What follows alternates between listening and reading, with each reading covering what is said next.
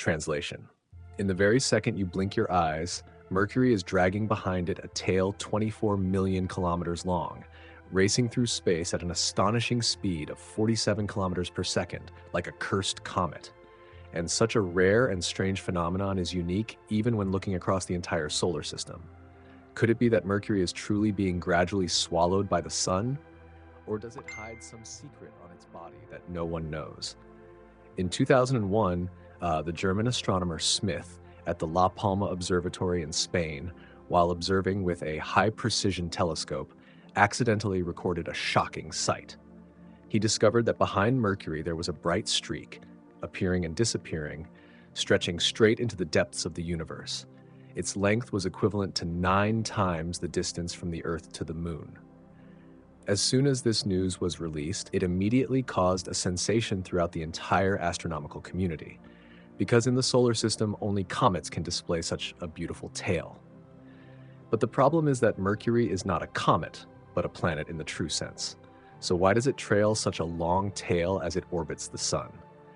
Later, through spectral analysis, scientists discovered strange yellow light rays in Mercury's extremely thin exosphere.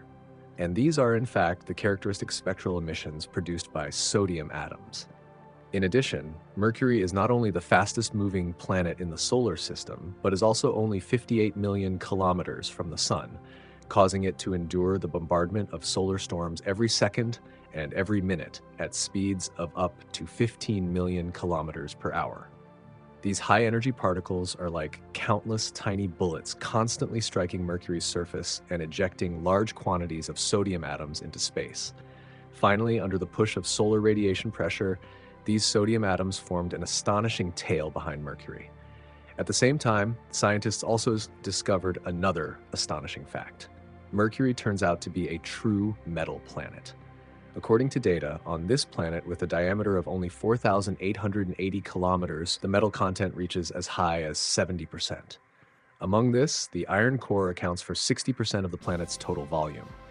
And according to existing theoretical planetary models, for such a small planet, its core should have cooled and solidified long ago. But Mercury's iron core remains partially molten to this day, and can even generate a weak magnetic field. Meanwhile, Venus, which is 2.7 times larger than Mercury, lost its magnetic field long ago. Why is Mercury able to be so resilient?